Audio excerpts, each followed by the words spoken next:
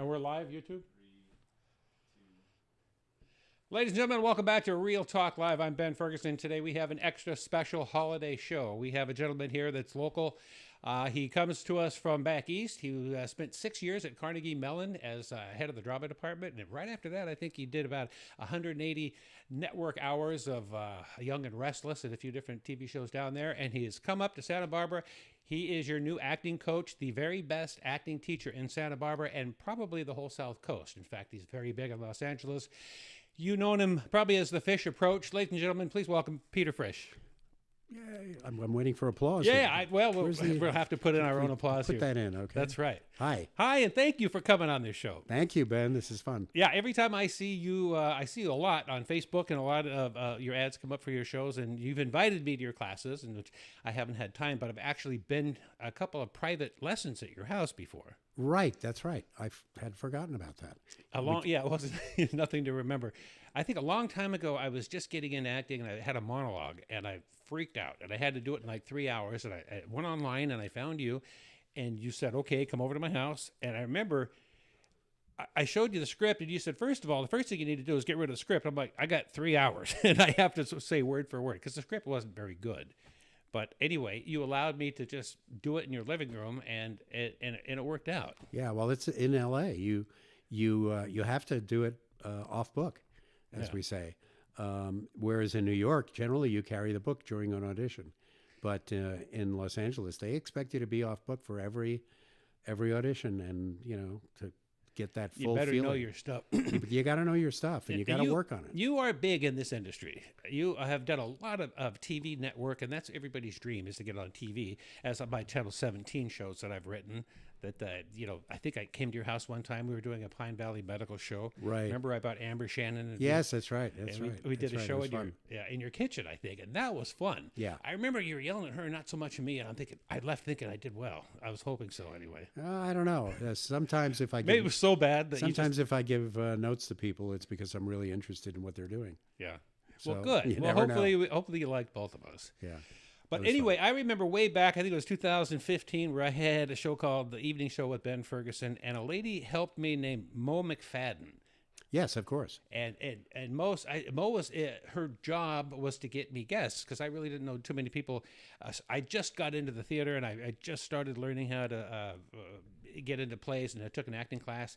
And she said, I might be able to get Peter Frisch. And I'm like, you can get Peter Frisch? And she goes, I might. I'm not saying I can. And I'm like, who's Peter Frisch? And she blew up on me. What do you mean, who's Peter Frisch? And as soon as I Googled your name, of course, everything came up, The Young and the Restless, Carnegie Mellon. And you did. You came onto our show, and I think you were with Ivyvahanian. Yes, who is currently, by the way, in Costa Rica. In Costa Rica? Yes, she moved with her family down there for 9 months. Wow. Yeah. I saw a couple of productions at the Center Stage Theater with you. And That's right. Ivy was one of the three. There were three of us who sort of founded the theater company, producing unit. And it came out of our classes because one of the actors, you may know Bill Egan. Bill Egan was on our show. Right. And Bill, and he's been acting and directing for 20 some odd years.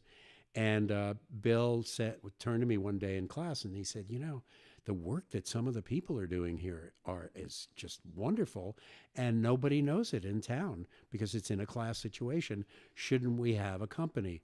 So we decided to found the company. Ivy, who had been a student of mine at Carnegie Mellon and just happened to wind up in Santa Barbara. She was a Broadway actress right before she came to Santa Barbara. She had done 10 union shows in a row in New York. She did some New York crime shows or something. She was on a network TV show.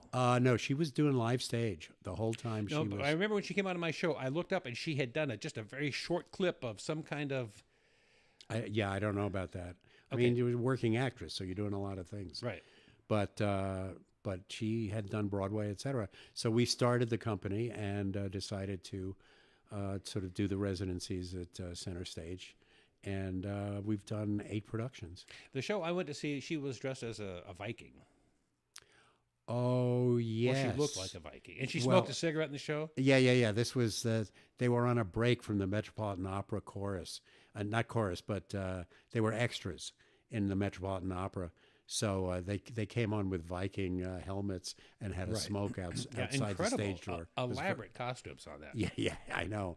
We went down to L.A. for those. Yeah, that didn't look like anything local, not from the costume No, shop. no. We don't have. No, once I met you, I started after the talk show. I did a thing called Pine Valley Medical, which was a soap opera I cooked up, and I used the actual Remember it community well? theater. Yeah, and I would call you from time to time and say, "Hey, Peter, I need a news anchor," and you gave me 4. I mean, you always help me, which was so cool. Yeah, but sure. you gave me 4 or 5 people, and we narrowed it down, and 3 or 4 people came from your classroom to be on my show, and they were always. I like helping you, but remember, it's also work for those people. It's practice. It's. Well, let me tell you about the people you sent me. They were always there 15 minutes beforehand, and they all knew their lines. I mean, that just shows what you've instilled in them as far as professionalism. Well, we try definitely to do that. I mean, I have a whole list of things I call it, a memo of understanding. Right. That I give to people at the beginning of class, and it's 2 full pages of here's what I expect when you're in class. So you're doing I don't say private lessons. You're doing private lessons. I do privates. I did a coaching last night. Believe it or not, I started at about 9:15. The coaching for a big audition that somebody was doing. And I said, yeah, come on over and I'll help you with it. So you help the actor polish their character before they actually go on. And then last night we also recorded it, which I sometimes do as well. So you do a lot of camera work as far as helping the actor on where the cameras are going to be. I remember something like that. Well, I do a lot of coaching on both auditioning and on using the camera. Right. There's a lot of actors right now just out of City College and the UCSB, a lot of them, and they want to get to work. And if they want, and then your class is perfect for them. So how would they go about getting into your class or getting a hold of you? Would they just go to online and look at the That's the best way to do it because that's where they'll get the most information succinctly. And it's www, needless to say, The Frisch Approach. The Frisch Approach. One long word. And you're about .com. the most serious acting coach there is in town, from what I've seen. And I know a lot of people from the past 10 years of doing this. And you're the real deal, which is kind of neat. Well, for you to actually be here I've taught in 4 or 5 of the major conservatory programs. Obviously, Carnegie, Juilliard, Harvard, Boston University's professional program. So I did some work at CalArts too, directing and teaching. So that's what we do. We prepare people for the profession, and I work with people in LA in the profession, and because they want to stretch, they want to grow. Right. The really strong actors know that you don't stop being challenged. Right. It's like I play tennis, and top professionals can suddenly develop a little weird hook in their backhand.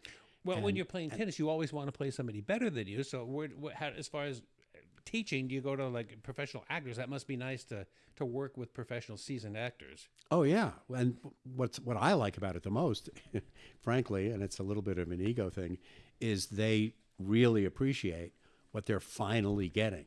Yeah. Because most teaching in this field and most teaching in the arts is pretty vague.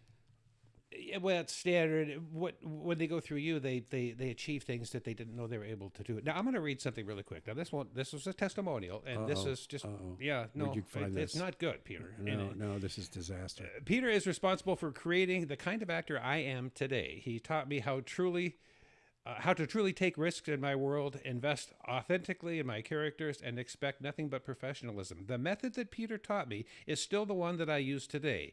He gave me the tools, access emotionally and intellectually to very dense material. He allowed me to see that there is always a way that is truer and deeper than I first imagined. Now, I'm sure you know who that came from. I do. Yep. Yeah, so Julianne Moore, now this is her accepting the Oscar in 2015. Oscar in 2015, and you've been with her for how long? Well, I mean, I was her teacher in her junior and senior year in Boston University, which is where she got the most intense work for me.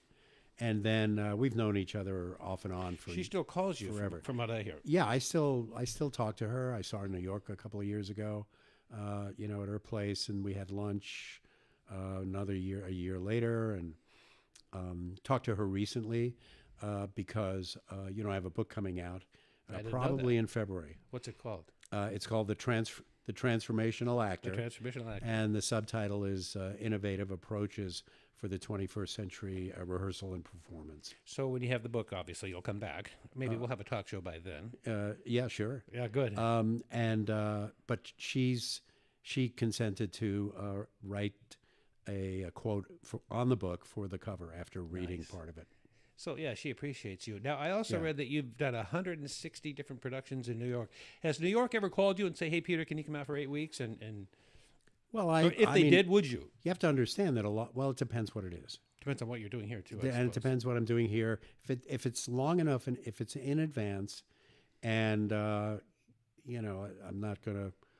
Is it big money? If they want to get somebody like you out there for 6 to 8 It weeks? depends what it is. If it's TV film, it's pretty good money. Right. If it's stage, no. But a lot of times I'm asked to teach workshops. I have a sort of workshops to go thing. So I've done a lot of workshops in San Diego, up in Tahoe, that sort of thing. So you're on tour sometimes. I'm kind of on tour with my workshops from time to time. I don't know if this is going to work, but do you recognize these people? You're going to force me to put my glasses on. That's all right. Hold on. I don't know. Let me say a name. J.T. Hellstrom. No. I tried to Are find they in my time? I don't. Well, think I tried to find a couple of episodes that you actually was the producer on, and I went to your Oh yeah, that's Malcolm. yeah, absolutely. So you remember working with these on the Shamar show. had just left the show about 2 weeks before I got there. Christoph, oh, that's so sad. He died, Christoph. Oh, I didn't know Same that. time. Yeah, he did. Yeah, we did a whole thing, but what a great guy he was. He was a terrific guy. That's fun working with television, I think. It was enormous fun. When I I was- had so much fun doing it, and in terms, I was producer on it. But the thing that most people don't understand is on these shows where you have to put 45 minutes in the can every day, you have multiple directors, and on a lot of episodics, you have multiple directors as well. So we had about 3.5 directors on contract, meaning that one was both a fill-in and did occasional shows. And they don't know what's going on. All they have is the script As far for as the that. storyline, you mean? Yes, they have the script for that day. They don't. I mean, they have the history in a fabulous way, that's but they don't know interesting. what's going on. So it gives the producers more power. I was going to say they're doing that for a reason. What? Are they doing it that way for a reason? And No, not they're see- doing it because it's so much work to prepare an episode. You can't prepare one every day. No, I mean the people who are actually they don't know the whole storyline. Right. They're not supposed to, right? Are they just supposed to focus in on what the story is for that day? Yeah, I mean, they know obviously the backstory, they know the history of the characters, and they're just getting the latest updated day for their work. So the actors have to be extremely professional. I saw a clip from Malcolm, and he was saying that if he was doing a movie or something, they would take maybe 3 days on doing this 10-minute scene. Where here they just do a 30 minutes. The in average one day. feature is about 2 minutes a day. Yeah. You 2 minutes in the can.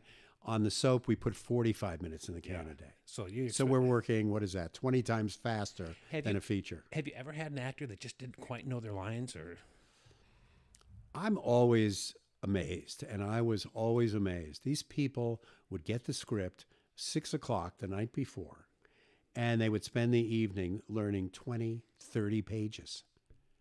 It's amazing. And what was so fascinating about it is that at the end of the day, I experimented once after about 2 months on the show, and I went up to a couple of the actors and I said, okay, I'm going to give you cues. What's your next line? They had no idea. They didn't even remember the scene. They learn the lines. They've trained their brains to learn the lines for that moment, and then they completely forget everything that, it's quickly in, quickly out. yeah, Because that's the routine of the show. Yeah. But I've always been impressed. And no, everybody knows their line. There were a few older character actors because, it's harder to keep the memory going when you're older. any cue cards? Yes. Yeah. Yeah, they had a couple, and some were very good at, I don't think so. And they would turn away and they would look at the card and come back, and you would have no idea. It would look like they were just angry or something. Yeah. But there was one who I will not mention, now deceased, unfortunately. Well, then mention him. Was it a bad thing? No, it was an older woman. She was the head of the clan. I can and picture all her. that. She always had a drink in her hand. She was, kind of an Earth Mother type. All right. Anyway, she was very funny because she made no bones about looking at the cue cards. Was that right? It was like, you don't like it, fire me, And she would look at the card, and she would talk to the card and say this to the card, and then she would look at the character. Was it obvious? Yes. Yeah. It So was when I quite first started, Asa Olson was an acting teacher. Right. I remember that name. Yeah, she's a director and real big in Carpinteria. Does a lot of. Ace. She was an acting teacher? I looked at an ad and I said I was an acting teacher back in 2015, and I went down there and I took her class, and she put me in a play. I was Wild Bill Hickok in Calamity Jane, and it was so much fun. Except in the middle of the play, I walked out to the front of the stage. Nobody else was on stage, and I had a monologue to do. And right when I got I was scared to death. And I got to the middle of it, and I went blank. And I swear to you, if I would have been closer to the back, I would have just left and said, sorry, it didn't work out. But I couldn't. And I'm standing there, and I'm looking at the people, and I'm just like, I didn't know what to do. And all of a sudden, everything came back, and I continued, and I finished. Right. So anyway, I got through the show. This is, I think, my very first show. And I walked out afterwards, and one of the gentlemen said, hey, really great performance. One thing I might want to mention, kind of a large gap. kind of a large pause. And I'm like, sir, that wasn't a pause. I was looking at ways to run. I didn't know my lines, but it came back to me. But that was the only time that really freaked me out. I had a very similar experience, which is an amazing story when I was 15, but I don't think I'll have time to tell the whole story. But it was... Give us a piece of it. Well, the piece was that I was at a Strong Equity Theater, which is the Berkshire Theater Festival, and I was an apprentice. And I was 15, but, I could act 15's already. pretty young. Yeah. But I could act. And I had this monologue in the second act. It was like my big thing. And it was supposed to be funny. But I never quite understood it. I didn't understand what the joke was, so I had memorized it by rote. And on opening night, I came out there. There were two people, including Arthur Miller's sister, was Joan Copeland, a wonderful, wonderful performer in person, was the head of she was there. And another Broadway guy was the actor, and I was supposed to be his valet. So I come out and say, sir, the whatever is ready. And he says, Joseph, I hear you're getting married. And I have this monologue about the marriage, which basically ends with me saying that I don't really like her. It's a very queer, odd, piece. But I didn't understand the progression or the joke. So on opening night, because I didn't really fully understand it, I opened my mouth and I realized I had no idea where I was, what time it was, what I was doing in exactly the the stage. feeling I had. Exactly. Totally blank. And I think I'm going to tell a story because I'll try and tell it quickly. I was hysterical. Yeah. I mean, I didn't come back for the curtain call. I wept profusely and ran up and down the Berkshire Hills for the entire time. And finally, at 2 a.m, literally 2 a.m, I'm like 5 miles from the residence. And I think, okay, all right, if I'm going down in the morning, if they'll let me do this, and they'll probably fire me, because obviously they can't afford that again, I will come back and figure this out. The next morning at 9:30, I went down to the Playhouse. The director was there, and I apologized profusely. And I said, I am so sorry, but if you're willing... So you jammed in the middle of the performance. Oh, I was... You were gone. You were like I was about to I was gone. Okay. What I did was, I completely was gone. And he said, so, Joseph, tell me about her. And he kept cueing me.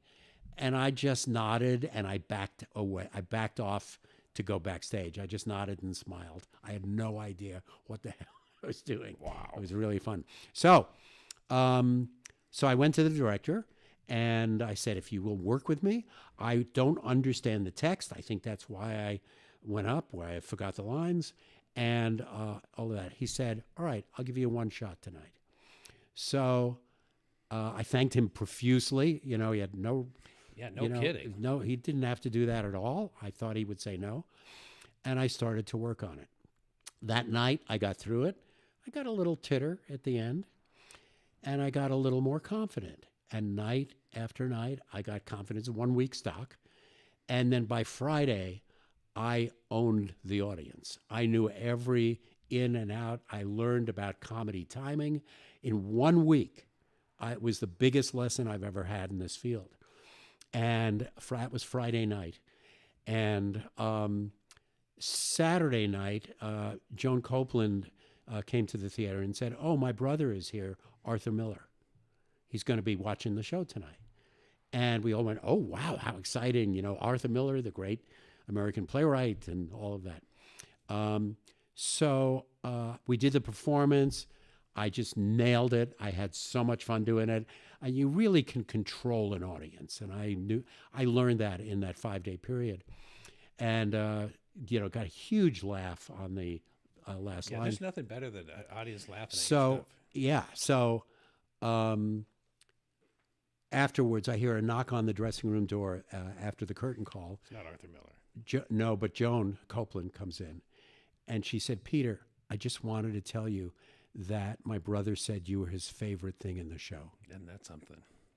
So that was one heck of a week from complete panic on a Monday to triumph with one of the greats of the Arthur American Miller's theater saying I was the favorite thing in a show, which was all professionals. Yeah. Now that is a story. How much time do we have? 10 minutes. Good. I wanted to mention, so we're gonna play a game here. One of the prizes is a hoodie that says, "Dude, you're making a scene." Now, it was a pilot kind of... You're doing some kind of game show thing? Yeah, What is so that? a game show and I did a couple episodes real rough, and I'd love to get into it again. But let me just tell you, find out what your thoughts are. Okay. So I had 2 contestants, right? They came on. I had 4 actors. My problem was they're actors, not improv people, but 4 actors. And here's the gist of it is we bring the contestants in, we show them 3 secret props. Right? We introduce them to the actors, and we show them 3 props, and we say, you must implement these 3 props into your story. Now go off in 15 minutes, write me a 5-minute scene. Right. So then as soon as they're done, we give them a 5-minute table read with the actors, right? This is who we are. 5 minutes, that's it. And we go straight to the set and we film. There's no rehearsing, there's nothing. And at the end of the 30 minutes, they have both debuted their directorial debut, right? And they at the end we saw both their 5-minute shows. It was really cool because they were totally different. Right. And anyway, what do you think about that? It's kind of like whose line is it anyway, but it's more than that. I love that as an exercise. I have often thought there should be a show on television where you gave these kinds of challenges to actors. Well, help me get this one on TV. And there were big prizes. Yes. Well, let's do this. Sometime call me in. Let's do this show at one of your workshops. Well, here's what you should do. You should do this as a little pilot. Film a 5-minute sizzle reel. I don't know, people listening may not know what that is, but basically when you're trying to sell something in Hollywood, very often you do a 3 to 5 minute sizzle reel. Real quick, right. Which is a quick example, but well done. Right. It's got to be well done of the kind of show you want to do. And you send that sizzle reel off to the right people. I think that's something people would watch. Anyway, this is the hoodie, the brand new hoodie that you will be playing for. That's very cute. Yes. So I have some shows. It's called How Well Do You Know Your Restaurants in Santa Barbara? So we go all the way back to the it's good. You know, if I say McDonald's, Burger King, House of Swords, you would say House of Swords isn't a real restaurant. Oh, I see. Right. Actually, no, we're going to do it differently. We're going to say McDonald's, House of Swords, or Clam House. You would say McDonald's is a restaurant. I just said it to you. So wrong. I should be You're going to pick out the restaurant. I should do the positive, not the negative. The one that is there. All right. So real quick, left-hand turn. You left my heart, left at Albuquerque's. That's a restaurant? One of them is. Oh, see, I thought that was one sentence. I'm sorry. I'm going to name 3 restaurants. Thank you. 2 One at a really time. aren't. One is correct. Left-hand turn. You left my heart. Left at Albuquerque's. Say left at Albuquerque's. Left-hand turn? Say left at Albuquerque's. Left at Albuquerque? That's good. You got the first one right. The next one. I don't think so, but okay. Left at Albuquerque's. That was on State Street. I used to go there. It was well, that's what I'm saying is that was oh, that's right. We're doing the positive. I'm sorry. Doing the positive. I knew left on. Yeah. I knew that was okay. My game show skills are kind of all right. Nico Savage Bistro. Montecito Bistro, Olive Mill Bistro. The one that is. Let me, Montecito. No, Olive Mill. Olive Mill. Yes. You got it right. I know it wasn't the You know, first Randy one. Rouse came the other day, Yeah. and the mayor-elect, he got everything. He answered every question. I was giving him stuff, on my table. As he was walking to his car, he won everything. Well, if Randy, of all people, I suppose what's paradise. been a restaurateur Right. here in town for 30 years. Little bit of heaven, Little Audrey's, little known fact. Little Audrey's? That's correct. Yes. Spikes, Glendora's, or Nolita. Now this one was in Goleta, so Spikes, Glendora. just say Spikes. I would only probably say Spikes. Yeah, good one. Geezers, teasers, or pleasers. Teasers. Nice. Chart House, Blue House, Cat House. That would be a very interesting restaurant if it were Cat House, but I think it's Chart House. You are correct. We're getting to the end here. Starfish, clams, oysters. Now, this was over in Upper State Street in that parking lot. That's a Well, tough just the best name would be Starfish. one. It would be, but in this case, oysters was the restaurant. Oysters. That's oh right. wait, I'm thinking. That's all right. I have one sorta question at the remember. end that you might be able to take everything. I also have a chocolate orange thing. If you get the last one right, you get everything. You were too funny. Aloha Bobby and Rose, Hawaiian Aloha, or Aloha Burgers. Aloha Burgers. Yes. Do you remember that place? I don't, You'd go but in there, and all of a sudden you're eating, and a strobe light would look like lightning, and you'd hear thunder, and it would Where start was it? raining. It was when you get off Carrillo and you turn left to go to State Street. It was on the right-hand side before you got to State Street. Okay. It was by the firehouse. All right. Now, this is for everything. This is for this and for the chocolate orange, which is the coolest thing in the world. I don't know if you've ever had them, but they break up in sections. I really like this stuff. Anyway, I'm going to read you a quote. And if you can tell me who wrote this quote, you win everything. If not, not. My heart is in the work. Andrew Carnegie. Nice. Nice. Oh, I almost knocked this over. You are a winner. Oh my God. That's awfully nice of yeah, you. Andrew Carnegie, I 50-50 shot you'd get that right. This is great. But that's from your days at Carnegie Mellon. Absolutely, and that a very important thing. And I also visited his birthplace, which is in Dunfermline in Scotland, just north of Edinburgh. You know, I read about right in the middle of his whole industrial craze. He went to Scotland when the business here was the people were uprising and they're having. Remember, they were first killing people. Dunfermline had the first Carnegie Hall. I didn't know that. It's adorable. It's probably seats about 140 people, and it's a little thing with a little balcony. I went to Manhattan a couple years ago, and I didn't know what I was doing, but I only had 3 days there, so I took a train all the way to the top just to go to the park, and there was Carnegie Hall, and I'm like, wow, yeah, that's a beautiful. And the park's right there, but man, Let me give you an interesting observation about Andrew Carnegie. Yes. So he was born in this house, which is not in Dunfermline, but outside, probably a mile outside. And across the street are the ruins. Real quick, I don't want to interrupt, but I have to. Carnegie Hall is the industrial magnate who was in charge of all the steel. Andrew Carnegie. And he's the one that made skyscrapers go up in the air. Oh, yeah, yeah. And then he put Carnegie did libraries in every right. city of the United States. And he brought all the... he's a good man. all the people, well... He had some labor problems. There were some labor problems, yes. Pinkerton Police, he hired them. Remember that? That's right. Yeah. Oh, yeah, they had a rough few days there. Yeah, he did. But he was a marvelous. Obviously, he was brilliant. So he grew up, and facing him was Macbeth's castle, Macduff. You know, that whole lineage from the medieval times. The ruins were significant. I mean, they weren't like some of the beautiful churches or things like that. They were significant.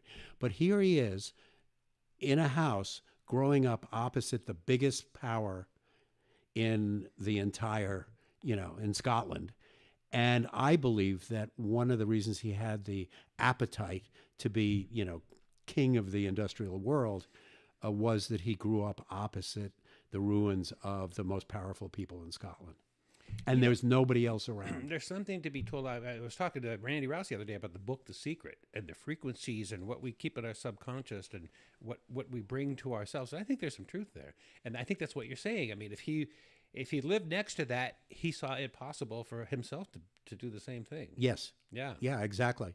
That's what I'm trying to do with this talk show. I'm trying to subconsciously and consciously bring it to me. Yes, well, it is here. Yeah, it sure is. But Carnegie, he is I've since, like, we got about one more minute left. He's one of my. I liked him. I know there's a lot of bad things that happen as far as labor and whatnot, but he went for it, and then he put. Well, I mean, he's kind of like Mike Tobes was in this town. I remember Mike. You acquire that wealth, and then you really understand we've got to give back. And he put Carnegie libraries in almost every city in the United States. And the first Carnegie Library was also in Dunfermline. Wow. Adorable little thing and all of that. And then he spread it all around the world. The libraries, exactly. Yeah. And there's the Carnegie Library, and it's Carnegie. Carnegie. Yes. Sorry. I would once I went to Scotland and I realized You said Carnegie. it's So. Yeah. Right. So in New York, of course, everybody calls it Carnegie Hall. And I keep correcting everybody and saying Carnegie. It's actually Carnegie. Carnegie. Carnegie. With the shamrock. Yeah. So listen, we have 20 seconds shamrocks. left. Let's talk about Shamrock somewhere else. All right, shillelagh is what I meant. Let's talk about your class real quick. Frisch approach. The Frisch approach, yes. And how do people get to you? They go online. Peter Frisch. www. The Frisch approach. Winter spring session begins January 23rd. January 23rd. I read that. And I have an evening class here in Santa Barbara. He is the real, absolute real deal. Whether you're a polished actor or you're just out of the drama department at the UCSB, this is the class to be in. Yeah, I know for firsthand because I've worked with your people. Yeah, I do serious work. Yeah. I mean, and let me know if I can come in. We'll do the game show sometime in your class if you ever think that might be possible. That's funny. Sometime. Well, might be amusing. Yeah, it'd be fun. Be a lot of fun. Yeah. Are we all out? We're over time. Anyway, guys, thanks very much. Thank you again, Peter Frisch, for showing up, and we'll see you next time. Pleasure, Ben. Take care. When your book's written. And thank you all for joining.